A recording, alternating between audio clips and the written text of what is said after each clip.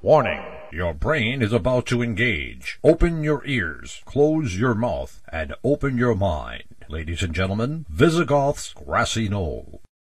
All right, welcome again to another segment of the Grassy Knoll. This is being recorded on the best Saturday in the entire year, which is Thanksgiving Day Saturday. And with us is Sandra Uttley. She's been on before. She is the author of Dunblane Unburied.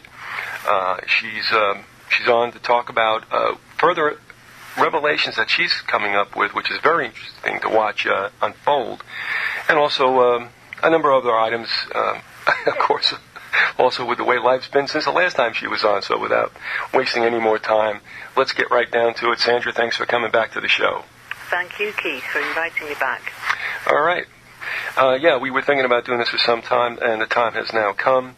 I'm assuming that this show is going to air, folks, on December 6th, but when you're listening to this, it'll be December 6th. So, at any rate, enough levity. Do me a favor. Although your first interview is still on my audio archives, and people can go and listen to more of the nuts and bolts about what took place there, would you just touch upon what the official record is on what took place on that March day in 1996?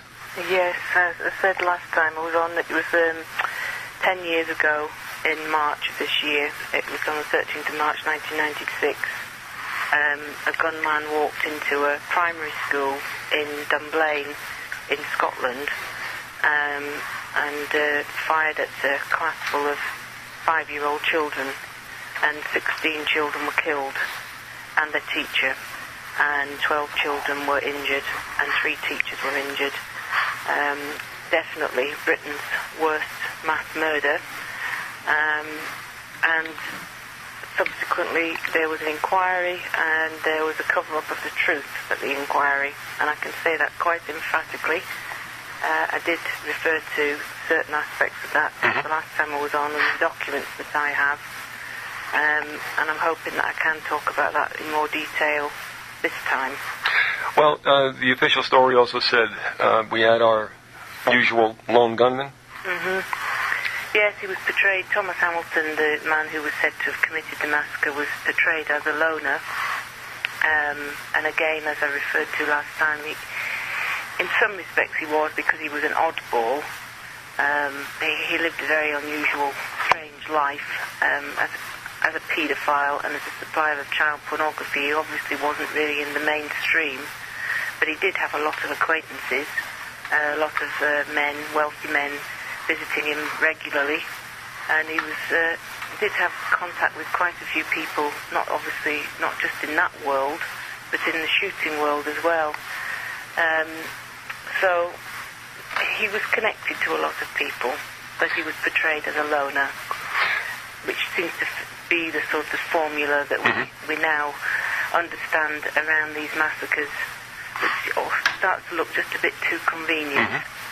Well, what's interesting also about what you said, and if folks are wondering about this pedophilia thing, what you found the neighbors were telling you about Hamilton's behavior or what was going on in and around his flat was that these men in suits were coming to his house all the time. And now this makes sense, I think you told me, when you understand this was in the pre-internet a porn situation. Is that right? Yes. I mean, I think that we do forget about the pre-internet era. You know, everything was very different then, and they had to work in very different ways. I mean, I couldn't imagine that you'd have a supplier now in the sort of situation that Thomas Hamilton was in, where, you know, you had people regularly visiting the house. I mean, it's all downloading this, that, and the other now. And it's so, until the massacre happened, I mean, even though this strange behaviour was going on, I mean, his neighbours, I mean, they told me that they would often look out and see yet another big flashy car outside his house and go, oh, that'll be somebody visiting Tommy. But, you know, there weren't any prosecutions against him. So the neighbours would think, well, it's just somebody visiting Tommy, as everybody always called him. I mean, it was obviously once the massacre had happened and Thomas Hamilton's name was linked with that we became really aware of the kind of seedy life he'd been living for the previous 20 years. Well, I'm unaware of what things were like, obviously, in the UK with regard to classifying and keeping track as they do now here in the United States, which may not have been the case in 1996 here either, I'm not sure. But his pedophilia, was that uncovered, and was he under any kind of probation or anything like that? Right, as far back as 1974, he was ousted from the Scouts movement as a Scout leader because of suspicions that he was a homosexual paedophile, and also because of his neglectful treatment of the boys that he had in his care. So the Scout movement were aware that he wasn't he was an unsavoury character, I suppose you could put it. He wasn't to be anywhere near boys. But he somehow found people in influential positions that allowed him to continue, to start up in the first place, running his own boys' club, under the guise of, I think I said last time it was gymnastics, and that was very much the case for probably the last 10 years. But I think when his club started out, he offered shooting for the boys, shooting facilities, and also, football and the usual sports. But it gravitated more towards gymnastics as he managed to get his way into all the schools in central Scotland and access the gymnasiums and all the equipment that was available, even though he didn't have, the appropriate qualifications, which I talked about before. Sorry, you were saying that had there been any prosecutions? Right. There weren't any. There were police officers who tried to bring prosecutions against Thomas Hamilton. There was a DS, Paul Hughes, in 1991, wrote a very damning report on Thomas Hamilton with 10 possible charges that could have been brought against Hamilton with regards to his dealings with boys.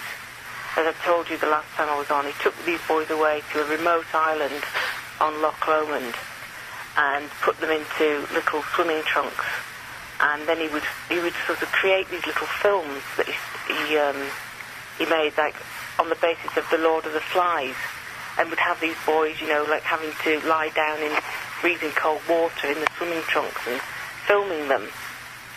I mean, this was obviously not just for his own use. Right, and that also might explain why he never was prosecuted. But, yeah, there were junior police officers who knew that there was somebody, more than one person, I think, in Central Scotland Police protecting Thomas Hamilton. And you actually have a situation around about the early 1990s where one police officer actually ran round to the Procurator Fiscal's office with a report on Hamilton to try and bypass, the senior management in Central Scotland Police. But then this is where the links with the Scottish judiciary come in, because none of the Procurators Fiscal brought any charges against Hamilton. I mean, even a simple charge of breach of the peace could have been brought against him. And if he'd been prosecuted on those grounds alone, he would have lost his firearms licence. And we have to remember this is where it all leads back to. Why did he have a firearms licence? How was he ever allowed to? How did this man ever get to 1996 as a legal gun owner? And so there were clearly a lot of favours being done. Yeah, it would... let me ask you something. In 1996, was Thatcher still Prime Minister? By then it was John Major. Okay. John Major came up to visit us in Dunblane on one of those visits, after a big state tragedy. And Thomas Hamilton's MP, who was also my MP, obviously, because I lived in the area, was Michael Forsyth. And Michael Forsyth was Secretary of State for Scotland and very much a close friend of Margaret Thatcher. I think the influence of Michael Forsyth in the lead-up to the massacre and the handling of it subsequently cannot be underestimated. I obviously don't think I should say too much more than that. Okay. But there is a little bit in the book about the changes in legislation Michael Forsyth was trying to bring in about the care of children that would have suited Thomas Hamilton down to the ground, changing it so that there didn't have to be any vetting of any adult looking after children. They were going to change it from 6 days to 60 days. Well, given that Hamilton took these boys away to this remote island, as I say, on Loch Lomond, for up to 8 weeks every summer, this would have suited him perfectly. Because Hamilton he kept himself on the right side of the law all the time. Sometimes, the legislation was continually changing. It was either dealing with children under 8 or children over 8, which was obviously an arbitrary cut-off point. Because how do you decide at what age a child should be granted more protection? Right. You see the same problem about the legal age of consent. There's a police officer here in Britain that's saying that men who target children who are sort of between the ages of about 13 and 16 shouldn't be classed as paedophiles, and that the term paedophilia should just be reserved for prepubescent children. Now, I can see where he's coming from by saying that, but the point I'm making is it is an arbitrary cut-off point where we decide what is paedophilia, what is abuse. All children are, deserving of protection. And Hamilton was just quite clearly playing with the law.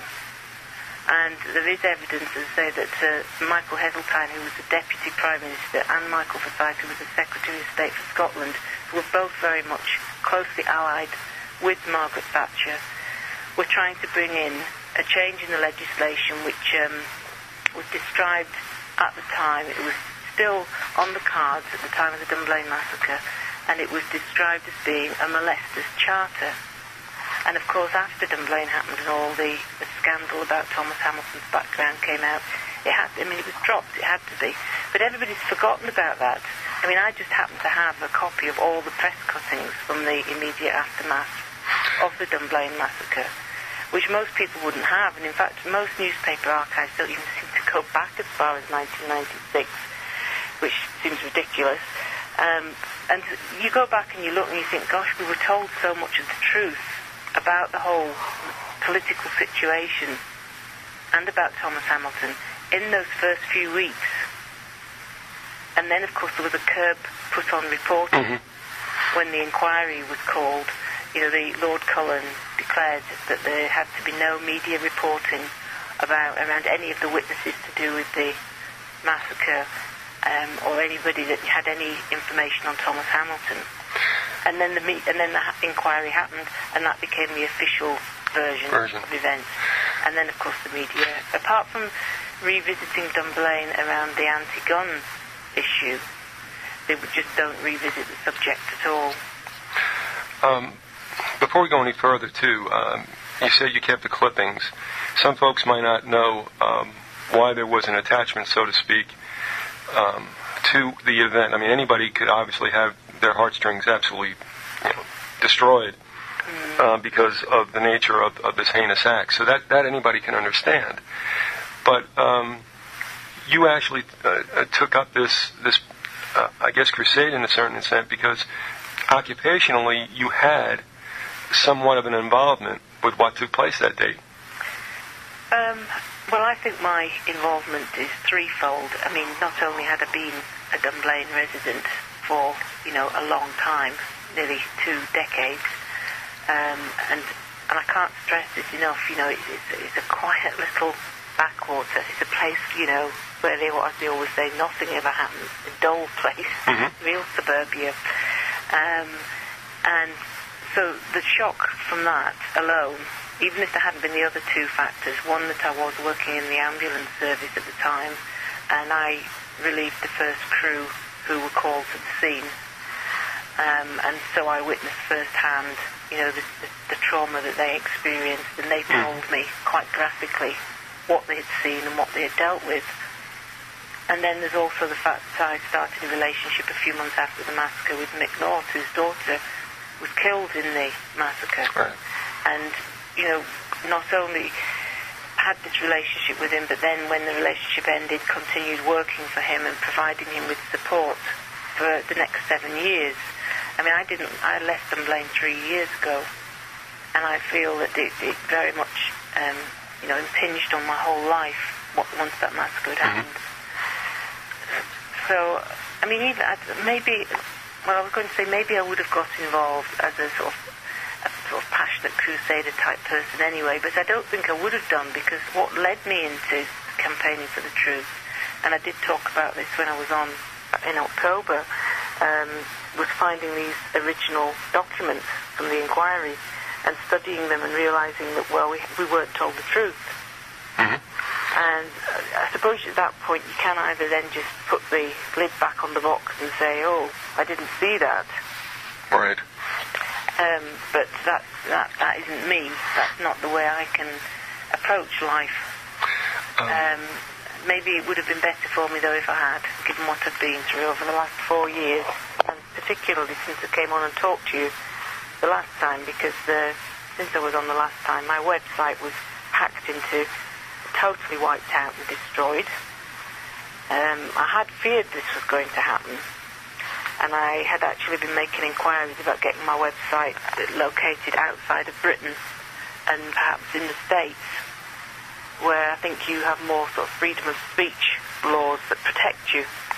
But of course my enemies here didn't even bother going through any kind of legal process. Quite clearly somebody was paid to go in and did a very professional job. Literally wiped out 7 months of my work documenting all my research.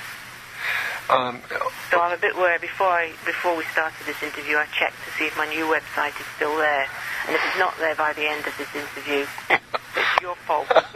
Okay. Well, let's talk about that too, and also about how folks can get their hands on that book. Now, the website is still www.dunblaneunburied.tk. Is that correct? .tk now, yeah, instead of .co.uk. Okay. So it's www.dunblaneunburied.tk, and you spell Dunblane, folks, D-U-N-B-L-A-N-E. And now, are you still offering that book on the website? Yes, the book's still available, but I mean that information is all on the new website, so I don't think I need to go over all that again, do I? No, that's okay. As long as they know where they can hit it, that's fine. Yeah, if anybody was interested, they can just look at the website and get the details. That's Dunblane Unburied, and you finished that project when? In March this year. This year, right? Yeah, that was my attempt at trying to bring an end to my involvement, because it has been so incredibly stressful. People don't want you to talk about it. I mean, the website hacking is really only the latest in a long campaign of people trying to stop me doing this.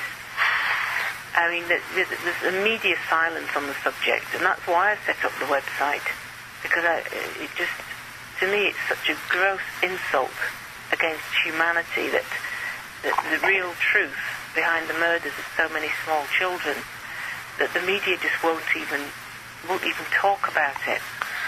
I mean, there has to be some kind of notice on this, because in January of this year, I sent out a press release to every single British newspaper after having got a copy of the statement of an off-duty police officer who was present in Dunblane Primary School that morning, who was clearly never part of the script and had to be written out of the whole story. And through several years of my own private inquiries, I managed eventually to get a copy of his statement through Freedom of Information from Central Scotland Police. But they didn't hand this over willingly. I mean, they fobbed me off time and time again, with, you'll find this, 2 statements of off-duty police officers available at the National Archives of Scotland. And I said, well, I'm sure the one I particularly want isn't there. I particularly want the statement of the man who walked into the gym immediately after the massacre finished. And eventually I did get a copy of this. And fortunately for me, because I'd lived in Dunblane and I had made my own inquiries when I was still living there, I had a name in the back of my head of who this man might be. I'd been told by just a dog-walking friend who was a policeman And I said to him just casually one day, "Oh, my ambulance service colleagues tell me that there was an off-duty police officer present when they got there, because they were the first ambulance crew there. And my colleagues told me that they were met by this man who said he was an off-duty cop." And he just said to me, "Oh, yes, that was Grant McCutcheon." And I just stored that name in the back of my head, and I thought, well, one day this might be useful. And when I got a copy of his statement, it was quite clear to me why they'd hidden his statement, because his evidence directly contradicts the evidence given by the janitor and by the scene of crime officer, who didn't arrive at the school till 11:30 in the morning, and the incident had happened at 9:30 in the morning. Well, how do they differ? What did the janitor say he found, and what did the off-duty officer state? The off-duty police officers, it really is extremely revealing. I mean, we were told by the scene of crime officer that Hamilton had 4 holsters round his waist, and there were 4 guns. The off-duty police officer, Grant McCutcheon, said there was just 1 holster. You have to remember, he would have given his statement not aware that the scene of crime officer was going to come in and say something different. So he told what he saw. And it's actually a very detailed statement. I mean, it's about 14, 15 pages long. I mean, because he gives so much detail about everybody he passed while he was in the school dropping off his child at nursery. As I say, he was on a day off from his work as a police officer. And he gives so much detail of everybody he passed as he was running to the gym that you can't really doubt him. And actually, I'd since spoken to the man, so I don't doubt him at all. But he said, yes, there was 1 holster, there was only 2 guns, and both the guns were pistols. There was no revolver present on the scene. And yet we were told that Hamilton killed himself with a Smith & Wesson revolver. So you start to understand why they had to spirit this statement away. And the existence of this off-duty police officer was just completely airbrushed out. Because he also said that Hamilton was wearing a black boiler suit. And in the final report that's written by Lord Cullen, by then Thomas Hamilton's wearing black corduroy trousers. And even the professor who did the post-mortem on Thomas Hamilton admitted that Hamilton had been partially unclothed at the locus, which shouldn't have happened. Now, a boiler suit is a jumpsuit, is that right? Yeah. Okay, 1 piece? Okay. Yeah, I suppose the sort of thing that you would, if you were going on some kind of SAS mission or something. I mean, it's strange that he was wearing a boiler suit. Okay. But it's even more strange that his clothing was changed. And also, when the off-duty police officer walked in, I mean, I did refer the last time I was on to there being the evidence of a student teacher who said he saw Hamilton kill himself. But this student teacher, David Scott, he was called, was said to have been in an art class looking down into the gym when he saw Hamilton commit suicide. And I think I did say when I was on last that his evidence is very ambiguous.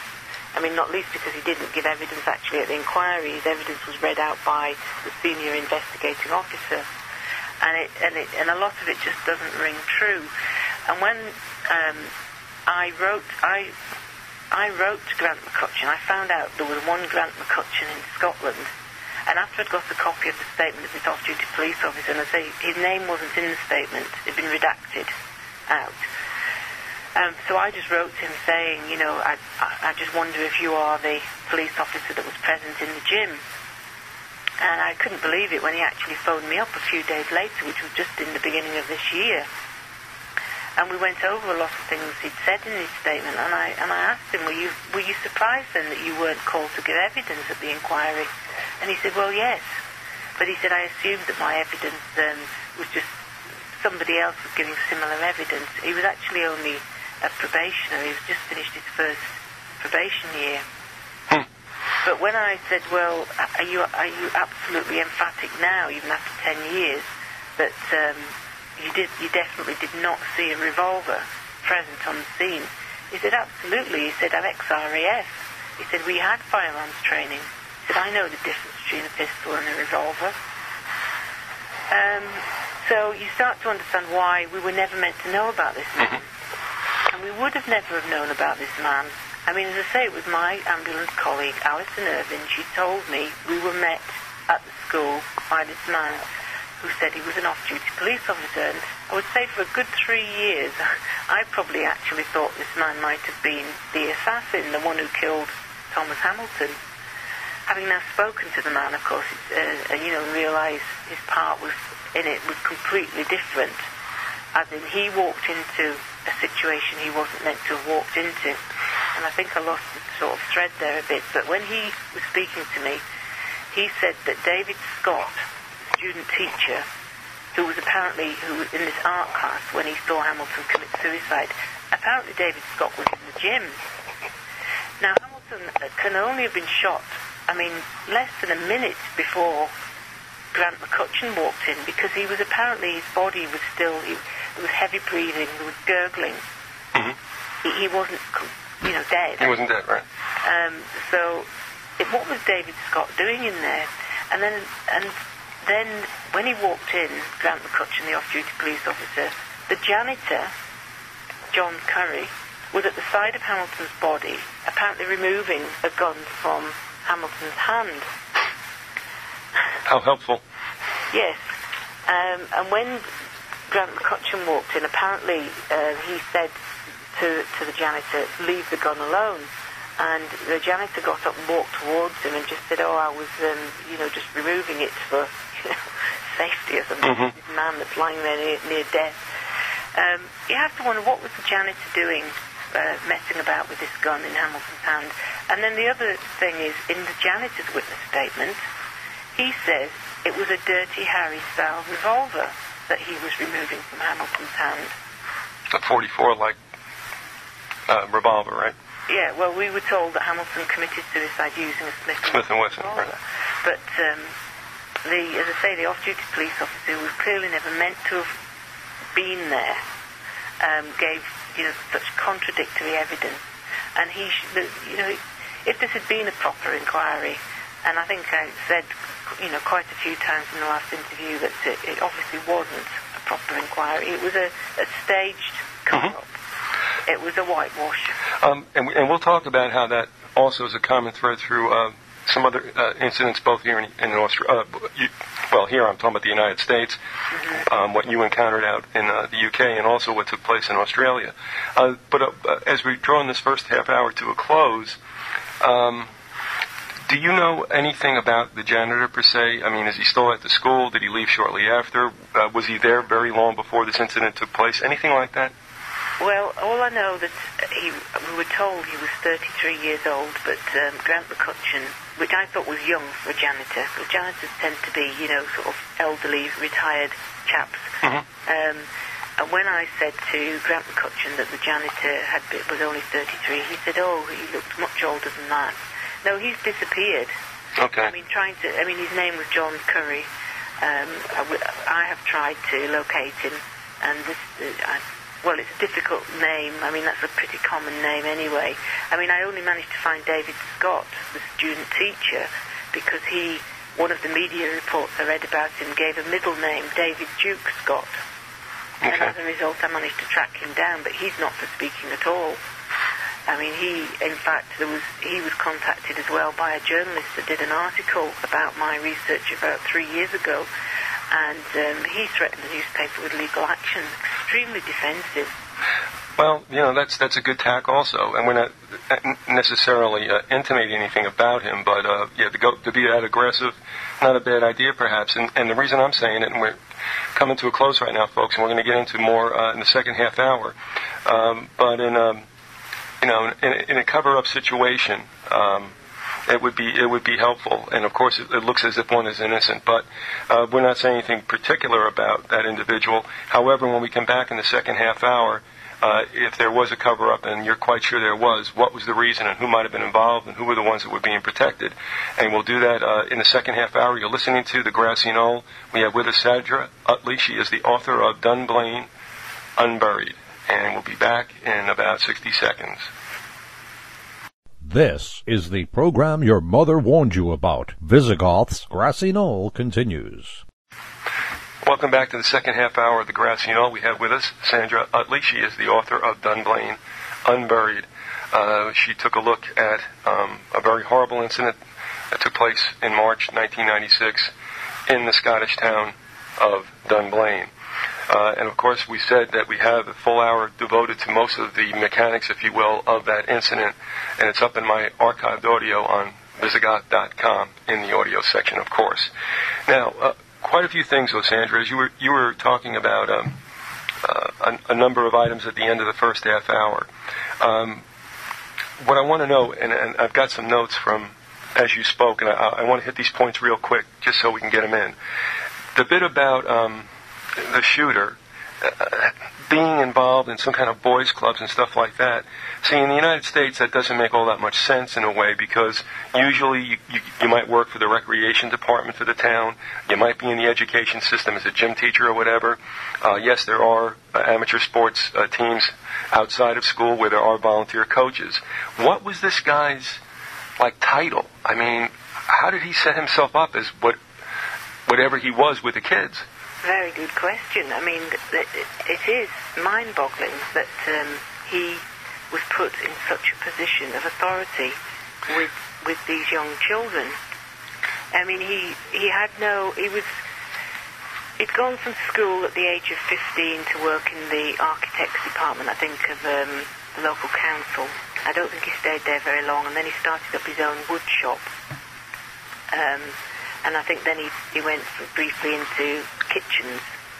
But by the time he was 21, early 20s, I mean, his main interest was being with boys, and he started, as they tried to get into the Scout movement, but he was ousted by the Scouts in 1974. And then how this happened. How he managed to get to run clubs in school gymnasiums, in so many schools throughout central Scotland, is just incredible. I mean, he was supported, but there's no doubt about this, by his local councillor, Robert Ball. When I spoke last time about Hamilton not having the appropriate gymnastic qualifications, that he only had this grade 5 women's artistic award, which didn't qualify him to coach boys. I mean, God knows what he had to do to gain that qualification. I mean, it sort of doesn't bear thinking about, Hamilton in a leotard or something. He was not a qualified gymnastics teacher. So, but of course, because he ran his clubs in school, when he put his leaflets out, and he worked hard at promoting himself. I mean, he went round, probably every house in Dunblane, and if he did it in Dunblane, you can be sure he did it in every other place in the area, putting leaflets through, promoting his clubs. And he would often put the names of people who he obviously considered supported him on these letters, and that included his MP, Michael Forsyth, and his local councillor, Robert Ball, and the police inspector, Michael Mill. Whether he was taking liberties, I mean, in some respects you could just put it down to that he was taking liberties, but something must have given him the idea that he was supported, because to continually get these lets of these school gyms right up until the very end, March 1996, somebody was pulling strings for him, and because he just was totally not the sort of person who should have been doing this. As you say, when we hear about an exposure of a paedophile now, as you say, they're often found to be a care worker, or they've been in some kind of position where they've got access to children. But he was completely outside the mainstream. Now, you had mentioned, I believe, the last time out, that he had been in that gymnasium because of this pursuit of his. Do you know that his presence there would not have raised a flag because he might have been somewhat familiar looking or known to the personnel at the school? Well, we don't even know how the gunman entered the school or which entrance he went through. All right. I mean, the story we're told is that nobody did see the gunman enter the school. All right, so Hamilton wasn't identified. Nobody eyeballed him. It was after the fact that it was discovered. It was he that was... Yeah. Yeah, we were told that he had entered the school. Lord Cullen in his report says that Hamilton, because this is who we've been told the gunman was, entered the school by the boys' toilets on such and such a corridor. One of my Freedom of Information requests, I asked if fingerprints had been taken, to ascertain for certain. And I was told that no fingerprinting was done at all. Well, how did Lord Cullen know for certain then that Hamilton entered the school through this door of the boys' toilets? Because in the media reports in the first few days, we were actually told lots of different stories. That he had been apprehended, that he'd started firing in the playground before he went into the school, and that he went in the main entrance. I mean, I'm sure in the confusion in the first few days, there would have been some false reporting. Journalists would have been grabbing onto whatever they could get. But I've not read anything that tells us definitely that the gunman or Thomas Hamilton was seen entering the school or was identified by anybody before arriving at that gymnasium. Well, let's say this too, and again, all of this is in Sandra's book, Dunblane Unburied. But I want to get this straight. As far as politicians having a proclivity towards tawdry conduct, mainly because they think they're above the law, and oftentimes they're right. We could see a situation here where there was some kind of obviously salacious connection between the shooter, and I keep forgetting his name. It's Thomas. It's Hamilton. I want to say Hutchinson. Okay, between Hamilton and perhaps men in suits and such.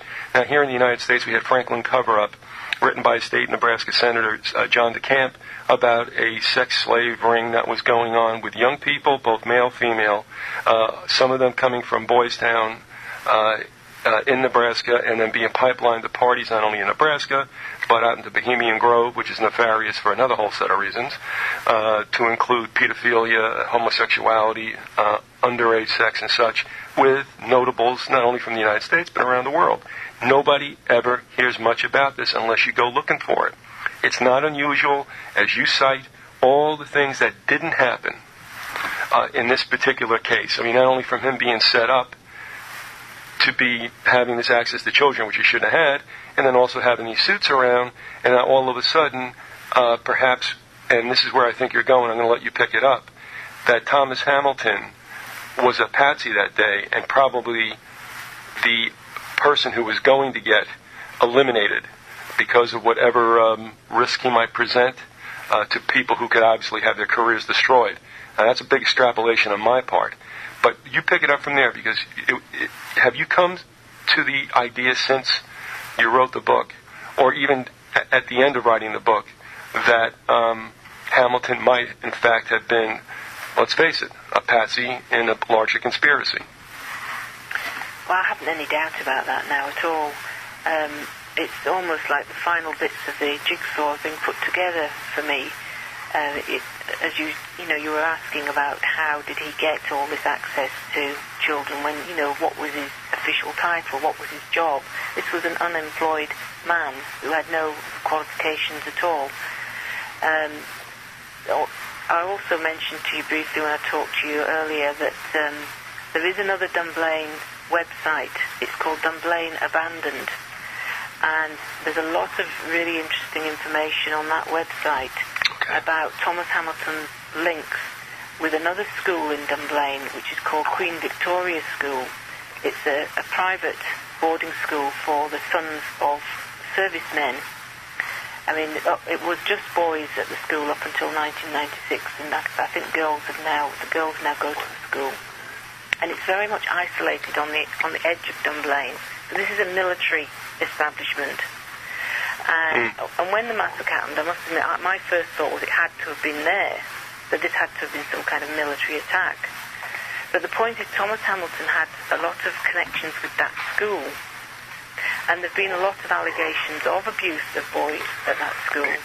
And then you look at the whole list of the Board of Governors for the Queen Victoria School. And it includes, like, the Secretary of State of Scotland, whoever the Secretary of State of Scotland is at the time. And as I say, then it was Michael Forsyth, Thomas Hamilton's MP. I mean, the connections between all the different people that have to have played some part in the protection of Thomas Hamilton for all those years, and his elimination.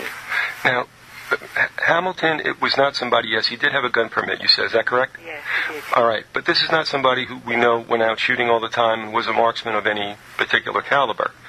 Now, we are to believe that he went ahead then, and in a brief amount of time. Now here's where I got to ask you. You said that the children were disabled before they were executed with a shot to the head. Mm-hmm. When they were disabled, how were they disabled? Shot? Yes. And put down? Yes. All right, so this guy actually...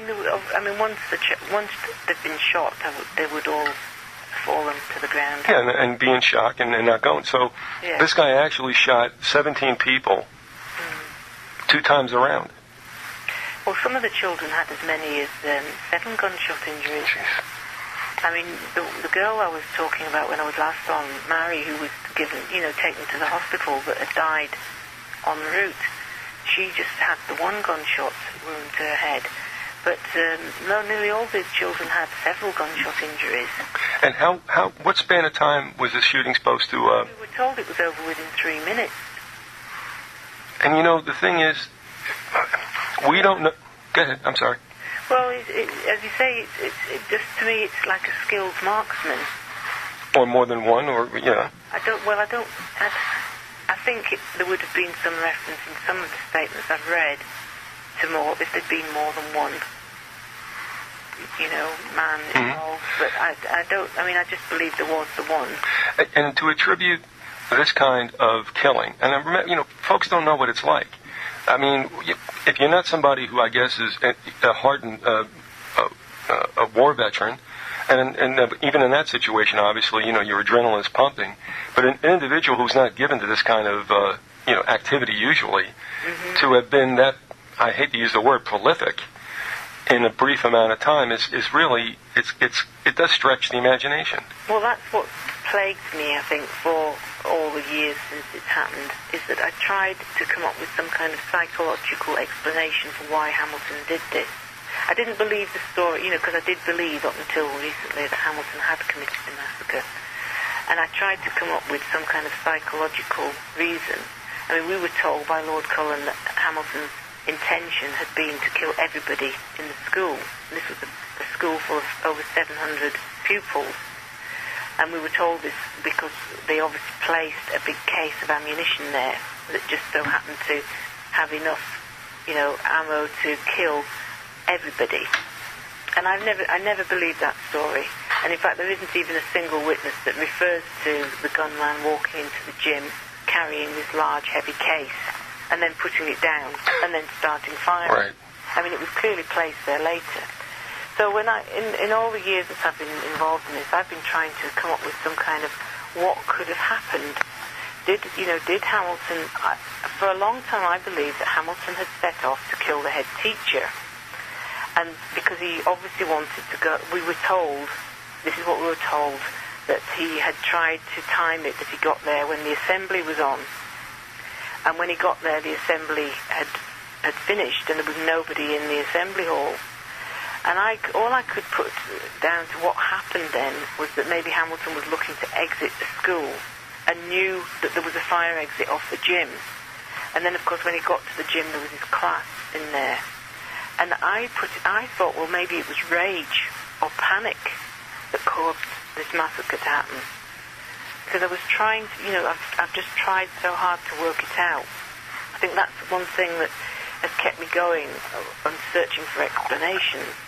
And I would welcome anybody else, putting forward their theories about all the lies we were told about the sequence of events on the morning. But nobody else, all people want to do is try to just discredit me, even though I will only talk about hard, factual evidence. They just seem to want to discredit my theories. And I admit that they're theories. When I was on the last time, I spoke about how I thought that the reason why they'd altered all the CCTV times was because I believed that Hamilton was maybe meeting with somebody. And that explains the detour as well, that he didn't set off directly to Dunblane. And, since I was on the last show, somebody came onto my website and just wanted to try and destroy everything I'd said on the last interview. But it was like saying, well, you can't possibly come up with this theory. Well, actually, I'm allowed to come up with theories. If we were not told the truth, if times were altered, if the direction that the van was seen leaving the roundabout was altered, then I'm sorry, but as a researcher into this, I can come up with a theory. And if anybody else wants to come up with an alternative theory, good, fine. But nobody does. They just say, some of the stuff that some of these guys that come onto my website, maybe he went to buy a newspaper. Well, if Hamilton has set off 45 minutes earlier, just to go and buy a newspaper, I think the police would have found that out in their investigation. So I haven't had anybody come up with any sort of strong arguments against that hard factual evidence that I put forward. Because they know they can't, because once I've made it quite clear, I stated quite clearly when I was on last time where I got these documents. So their authenticity cannot be doubted. If I was somebody that was just going by hearsay or newspaper reports, I could see, there would be grounds for doubt. Well, there's one other thing you touched upon.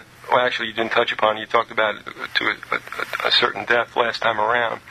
I'll ask you to touch upon it again, and that is what I found curious was you said the location of several bullets at the base of the gym wall. That was the wall that the entrance doors were in. Yes, the parents of a girl who was in the gym, Victoria Porteous, who was uninjured. She didn't receive any gunshot injury. There were only 3 girls that survived the attack on that class. 2 girls were really quite critically injured, and they're both disabled. But Victoria Porteous lay down and, pretended to be dead. Remarkable survival instincts in a child that age, and obviously observed an awful lot of what was going on. And I got a copy of her parents' statement that they had given to their solicitor in preparation for the Dunblane inquiry. And they said that they'd noticed that in every wall of the gym there were a lot of bullet holes. But in this particular wall where Hamilton's body was found, there were just 2 bullet holes, 6 inches from the ground and 2 inches apart. And actually, I've now got the scene of crime diagrams, and that is confirmed. These 2 bullet holes are there. And I made a Freedom of Information request. Gosh, I never give up, do I? Asking, for clarification of the bullets. Why is that a suspicious thing? Because we were told by the scene of crime officer that the bullet that exited Hamilton's head came out of the top of his head. But the pathologist who did the post-mortem said the bullet exited from behind his left ear. If Hamilton too was disabled, like the children were, and was, then the final shots were administered while he was on the ground, then if there was an exit wound from the top of his head and an exit wound from behind his left ear, it would fit with the parents obviously had some kind of suspicion about this, but they voiced it in their statement. And it would fit with these, the 2 inches apart. If you think of a skull, that's what arouses my suspicion. And in the context of everything else the parents said in their statement, that the person who fired at Hamilton, and the name Hamilton's left in, I said this the last time I was on, that's probably the one that should have been blanked out. Because they said someone fired into the bottom end of the gym where Hamilton entered the gym. And as I also said the last time, so much of the statements that these parents made has been blanked out. All right. So it is hard to make sense of, but it's been blanked out for a reason. They haven't just put a felt tip pen through names, but they've clearly left that one. And I must admit, for a long time, I couldn't work out what this meant. He fired into the bottom end of the gym where Hamilton entered the gym. But then if you have finally formed the opinion that Hamilton was a patsy, that he was set up that day and he was always going to take the blame for the massacre, well, it all starts to piece together. And you go back and you read over things and you think, oh my goodness, this was staring me in the face all along. But it just hadn't simply occurred to me, because right at the outset, I did consider MI5 involvement in Dunblane, because there was such a blanket ban on coverage of those of us who were trying to, expose the truth. And it was put to me, well, if it's MI5 involvement, you've not got a chance. And then I actually removed that thought from my head, and I thought, no, this is not a government-orchestrated massacre. This is something that's gone very wrong in central Scotland. It's allowed Thomas Hamilton to get into this situation, that he walked into that school.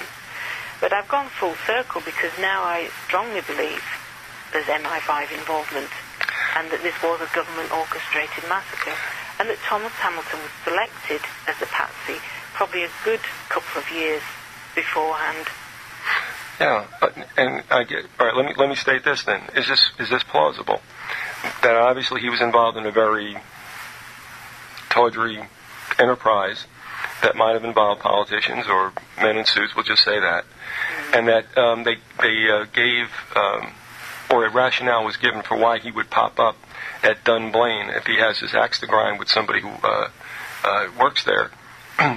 And then you have somebody, obviously, that is there to take him out. And I hate to say it, but then it's a horrible word, the collateral damage to children, was just to make it look like a heinous act of a madman. Would that be correct? Well, no, I think that it was part of an effort to change gun laws in Britain. The gun control movement have to be involved in this in some way. But ordinary individual murders of people, through the use of guns, doesn't create outrage against guns. The majority of ordinary murders are probably domestic, women being killed by their partner, ex-partner. Now that doesn't bring the government to, a realization that guns are unsafe and that we should ban them. There needed to be some kind of outrage. And I know this is where it does seem to be stretching things, and people now maybe don't even want to listen to what I have to say anymore, and don't believe this is possible. But given even the resistance to the changing gun laws, even after a massacre of so many children, you can see that they couldn't have just brought legislation in. There would have always been resistance. So there had to have been a political lobby group behind this. And what convinces me more and more, you've had people on talking about Columbine and talking about Port Arthur, and these quite clearly were staged massacres too. So if you've got these are the three big massacres, and if they've all been staged, and there's so much evidence now, you've had people on that have studied so much material in depth about the Australian massacre and the Columbine massacre, and I don't doubt what they're saying. And none of us knew each other. We didn't all sort of just suddenly, conspire together and say, oh, well, let's come up with this theory that these big massacres are actually orchestrated and planned for a reason. It's hard to understand why the two boys were selected as the patsies at Columbine. Thomas Hamilton, there was a lot of people wanted rid of him. He had a lot of dirt on a lot of people. Martin Bryant with the Port Arthur massacre, you can see perhaps he was selected because apparently, very low IQ, easily manipulated. so if we've all, I mean, if it hadn't been for the internet, I wouldn't have ever known anything about the background research going on about Port Arthur or about Columbine, and we would have all been isolated. So, and I'm not saying I'm in contact with all these other people. I've just been listening to your, radio programs, and I am just struck by how much manipulation has gone on to bring these massacres about, and then to cover up the truth afterwards. Well, there has to be a political lobby group involved in this. The thing about gun control, the gun grabbers, I don't know why it doesn't penetrate them, or it does and they want to refuse to believe it, or they know it's a weak link in their argument. But, if there is gun confiscation, and I am a gun owner, if the bad guys know that nobody has anything, why do these people who want to grab guns think that the bad guys will play by the rules? In other words, I mean, you have a situation, if we were to take, let's say, Thomas Hamilton's supposed M.O., and he's a bad guy, and these guys will always have the guns. So then everybody else is defenseless, and these characters go on and on their merry way because they're not going to play by the rules.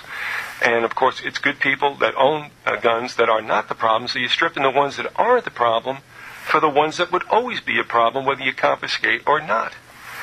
Now, in Columbine, there might have been a bunch of other things going on there. It could have been, as I think Bill is laying out, very much a military operation, if you will, a gigantic psychological operation with obviously a body count and a lot of fallout. And he states quite clearly why that would be. At Port Arthur, again, you had intelligent people being killed as well. And what Zabel said about Columbine, and may have happened again even in Dunblane, is that you might have a black op group that goes in, and let's say that Klebold and Harris were involved without a doubt. They may not have known what they were completely involved in, though. And then you have a group go in to take care of the supposed perps, and then a group comes in to take care of those who took care of the perps. I mean, it seems to be running that way, and perhaps in Dunblane as well.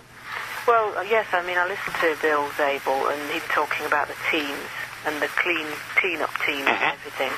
And I think that you can see that that's what happened at Dunblane as well.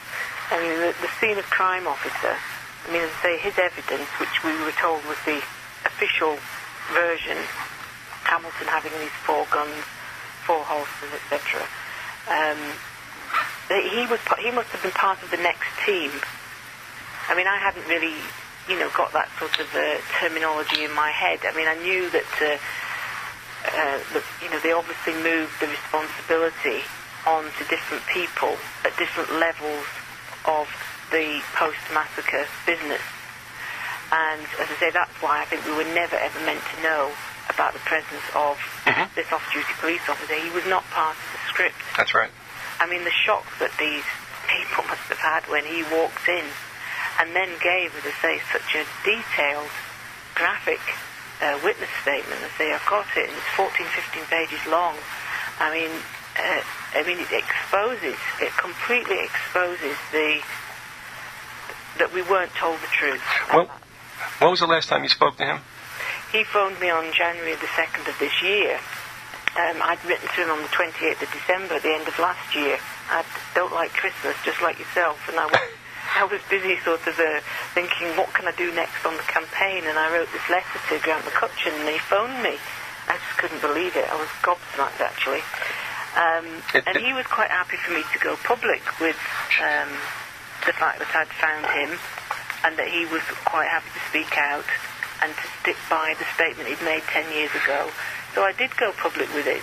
I put a statement out to the whole press, but as I say, they just completely ignored it. I mean, to me, this was the most sensational story. Right. And a witness that we'd never, ever even heard about. By the way, is he still in law enforcement? He moved from Central Scotland Police up to the north of Scotland the year after the massacre. So he's very much sort of... I'm sure that's why he phoned me. If he'd still been in Central Scotland, I don't think he would have done. He wouldn't have been allowed to. Well, if he's still in law enforcement, I'm surprised somebody didn't, quote, talk to him. I think he has been talked to now. Okay. As I say, my book came out in March, and I sent him a copy. and I thanked him for having contacted me and confirmed, so many details for me. But he's gone very quiet now. We're going to have to hold it there. We're up with our second half hour. We've had with us Sandra Uttley. She's written Dunblane Unburied, and there's more that's being, if you will, unearthed with the weeks and months that go by. Sandra, stay right there for a second, if you will, folks. This has been the Grassy Knoll. We thank you for listening, and we'll see you tomorrow. This program is produced by Visigoth Incorporated. Any rebroadcast or use of this program without the express consent of Visigoth Incorporated is strictly encouraged.